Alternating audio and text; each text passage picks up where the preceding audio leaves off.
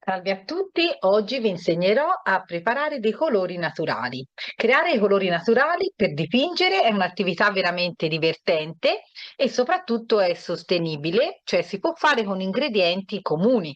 Pensate alla paprika, pensate al curcuma, pensate alla noce moscata, e, insomma lo vedremo piano piano. Ci sono piante, spezie, frutte e verdure e vi insegnerò diversi metodi per creare diversi colori e usarli in pittura. Iniziamo subito. Innanzitutto la scelta degli ingredienti per i colori. Se volete fare del rosso o del rosa, dovete usare della barbabietola, vedete? Comune barbabietola che produce un colore. Il liquido delle barbabietole è questo, che è già un colore naturale di per sé. Se volete usare invece il giallo, potete ricorrere alla curcuma, come vi ho detto, oppure allo zafferano, anche se lo zafferano costa troppo. La buccia di cipolla gialla, per esempio, oppure le carote. L'arancione lo otterrete, per esempio, con la paprika. Ho preparato la paprika e qui ho preparato invece la curcuma. Il blu e il viola lo potete ottenere per esempio con i mirtilli oppure con del vino rosso, questo sicuramente tutti voi l'avrete. Il verde invece si può preparare con gli spinaci oppure con delle foglie di qualsiasi pianta che vengono pestate nel mortaio. Il marrone lo potete ottenere con il tè nero, possiamo ottenerlo per esempio con la cannella e i fondi appunto di caffè. Iniziamo subito con la preparazione di questi ingredienti che vi dicevo. Alcuni si possono preparare con un metodo a caldo, vale a dire in infusione, è il caso quando si prepara per esempio un tè. Bisogna tagliare e tritare, diciamo, l'ingrediente scelto, va messo in un pentolino con un pochino d'acqua e si porta a ebollizione. E si lascia sobbollire per 15-30 minuti, dopodiché si lascia cuocere. Più intenso sarà il colore se si lascia cuocere di più e quindi ritira di più il liquido. Poi il liquido deve essere filtrato. Faccio un esempio, questi sono gli spinaci, va bene? Vanno pestati. Il liquido che poi loro produrranno, o come se io decidessi di usare per esempio anche delle foglie, ora vi faccio vedere, daranno un colore che è il verde, appunto. Il metodo a freddo viene fatto, si considera un metodo invece per estrazione. In che cosa consiste? Consiste che alcuni ingredienti, come appunto le barbabietole o gli spinaci, rilasciano un colore senza anche cuocerli. In questo caso, che cosa bisogna fare? Bisogna schiacciare, frullare l'ingrediente e quindi filtrare poi il liquido ottenuto. Questo per esempio è il succo filtrato degli spinaci e poi vi mostrerò appunto come preparare altri ingredienti. Ci sono se non le polveri che sono come queste che vengono semplicemente, se usiamo le spezie, mescolate semplicemente con dell'acqua oppure olio fino a ottenere una pasta densa. Per esempio questa è acqua, io ne metto un goccino, inizio a impastare, vedete? E qui otterrò semplicemente il mio colore, ottenuto semplicemente mettendo, vedete?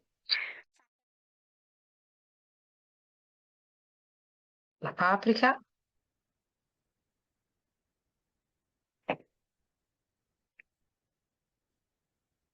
che darà un colore sull'arancio. Anche questi qui poi vanno tutte filtrate. Logicamente poi preparazione del colore bisogna usare comunque un legante perché questo, in questo caso noi riusciamo a ottenere un colore e a poterlo stendere sulla carta, ma per fare in modo che il colore una volta asciugato non si disgreghi, ma attraverso un legante possiamo avere un effetto diverso perché serve a far tenere insieme il colore. I pigmenti naturali logicamente devono essere mescolati a un legante per fissarsi meglio sulla superficie. In questo caso, per esempio, se io voglio prendere un foglio, no, di carta per acquerello. Quali sono questi leganti che possiamo andare ad aggiungere? Sono o la gomma arabica, come questa, Si può usare anche il miele, per esempio, è un legante naturale, oppure l'albume d'uovo o l'amido di mais, ad esempio, per spessire il colore. O addirittura c'è chi usa anche il latte. Ora vi mostro, andiamo a fare anche la cannella a questo punto, per farvi vedere appunto le differenze, che cosa riusciamo a colorare con questi ingredienti. Colore naturale. Logicamente, se io ora voglio unire il legante, dovrò prendere, per esempio, in questo caso, un po' di, ve lo faccio per esempio con la gomma arabica, metto un goccino, eccolo fatto, di gomma arabica. E questo è un legante naturale che mi tiene insieme il legante e si usa per esempio anche con gli acquerelli. Il colore ora qui mi si viene a formare con la cannella, è un colore stabile che reggerà senza problemi sul foglio che io andrò a utilizzare. Qui faccio vedere come questi ingredienti naturali rispondono. Ora io non sto a rifiltrare i colori, anche il miele si unisce semplicemente al pigmento a seconda che abbiate usato un processo di estrazione o meno. Vi faccio vedere un po' tutti questi colori e vi ricordo per esempio che bisogna mescolare una piccola quantità di legante fino a ottenere la consistenza desiderata, no? Questo per esempio era la gomma arabica che vi ho fatto vedere. Una volta ottenuto il colore, lo possiamo provare appunto su un pezzetto di carta per rendersi conto di come è, vedere l'intensità. Si potrebbe aggiungere, dover aggiungere del pigmento o altro. Questi colori possono essere conservati in frigorifero, logicamente, per qualche giorno. In dei vasetti potete metterli e poi mescolando vari colori trovate varie tonalità. Provate a mescolare diversi ingredienti per ottenere proprio varie tonalità e vari colori diversi. Ci vuole un po' di pazienza, un po' di creatività, però si può riuscire ad avere una tavolozza anche personale. Un altro ingrediente naturale, questo è del semplice carbone che io ho preso dopo che ho fatto bruciare la legna nel camino.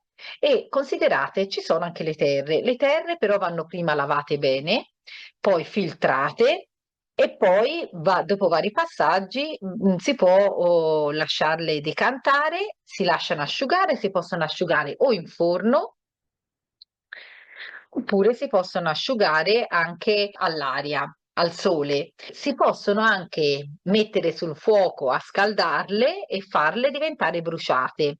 Dalla terra di siena naturale, per esempio, si ottiene la terra di siena bruciata. Però questo ve ne parlerò in un'altra lezione. Veniamo subito a vedere, questo è il colore ottenuto, per esempio, con la curcuma. Guardate, per esempio, questo è il colore ottenuto con il caffè.